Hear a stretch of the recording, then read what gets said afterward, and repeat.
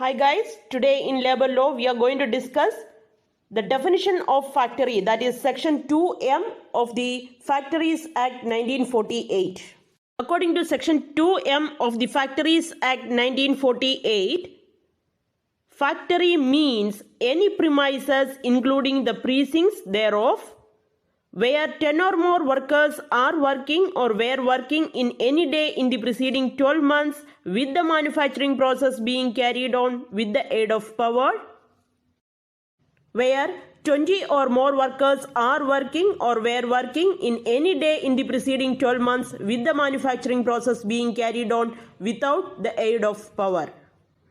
Precinct means space enclosed by walls or fences.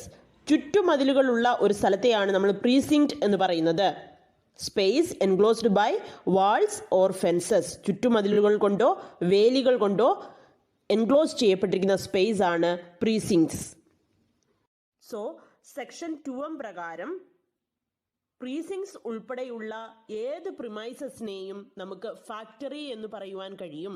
എങ്ങനെയാണെങ്കിൽ number 1, ഇലക്ട്രിസിറ്റിയുടെ സഹായത്തോടു കൂടിയുള്ള manufacturing പ്രോസസ്സിന് വേണ്ടിയിട്ട് 10 അതിലധികമോ വർക്കേഴ്സ് വർക്ക് ചെയ്യുകയോ അല്ലെങ്കിൽ ലാസ്റ്റ് 12 മന്ത്സിലെ ഏതെങ്കിലും ഒരു ദിവസം 10 അതിലധികമോ വർക്കേഴ്സ് ഇത്തരത്തിൽ ഇലക്ട്രിസിറ്റിയുടെ സഹായത്തോടു കൂടി മാനുഫാക്ചറിങ്ങിന് വേണ്ടി വർക്ക് ചെയ്തിട്ടുണ്ട് എന്നുണ്ടെങ്കിൽ അത്തരത്തിൽ ഒരു പ്രിമൈസിനെ ഫാക്ടറി എന്ന് വിളിക്കാവുന്നതാണ്.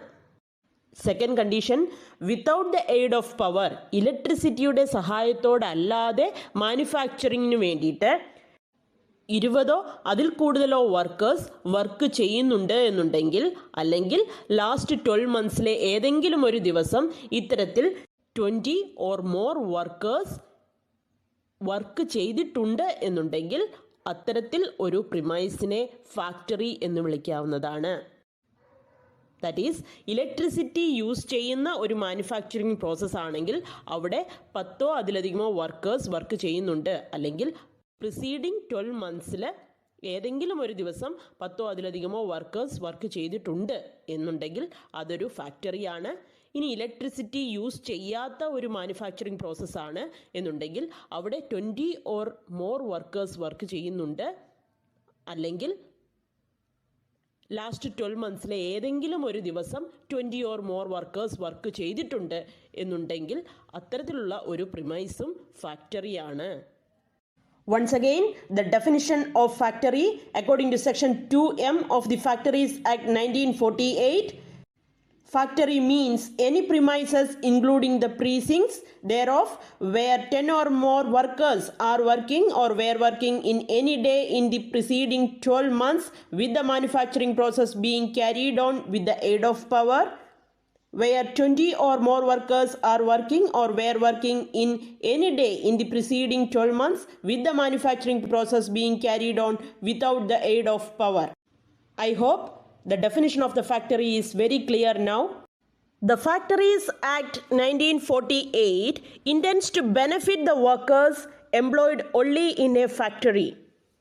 ഒരു ഫാക്ടറിയിൽ വർക്ക് ചെയ്യുന്ന എംപ്ലോയീസിന് അല്ലെങ്കിൽ വർക്കേഴ്സിന് ബെനഫിറ്റ് ലഭ്യമാക്കുക എന്നുള്ളതാണ് ഫാക്ടറീസ് ആക്ട് 1948ൻ്റെ മെയിൻ എയിം അല്ലെങ്കിൽ ഒബ്ജക്റ്റ് എന്ന് പറയുന്നത്. അതുകൊണ്ട് തന്നെ ഏതൊരു പ്രിമൈസിനെയും നമുക്ക് ഫാക്ടറി എന്ന് കൺസിഡർ ചെയ്യണം എന്നുണ്ടെങ്കിൽ 2 എസെൻഷ്യൽസ് ഫുൾഫിൽ ചെയ്യേണ്ടതുണ്ട്. The 2 essential conditions to constitute a factory.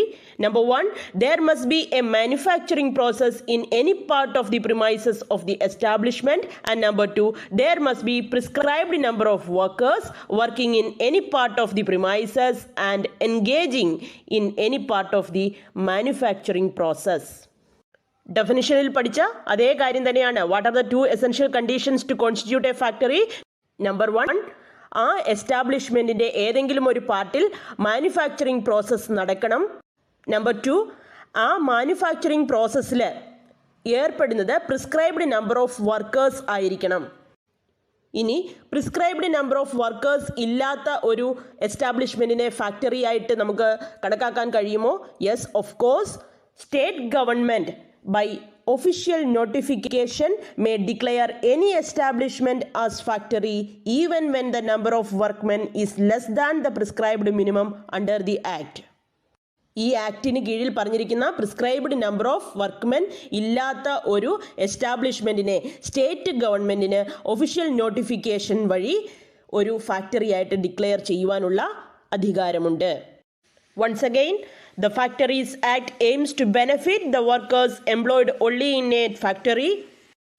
The two essential conditions to constitute a factory are: number one, there must be a manufacturing process in any part of the premises of the establishment. Number two, there must be prescribed number of workers working in any part of the premises and engaging in any part of the manufacturing process. The state government may by official notification declare any establishment as factory even when the number of workmen is less than the prescribed minimum under the Act. The premises constituting a factory may be a building or open land or both. Premise എന്നത് ഒരു building ആവാം, open land ആകാം, അല്ലെങ്കിൽ രണ്ടും ചേർന്നതാകാം. The term power used in this definition means electricity. So far clear?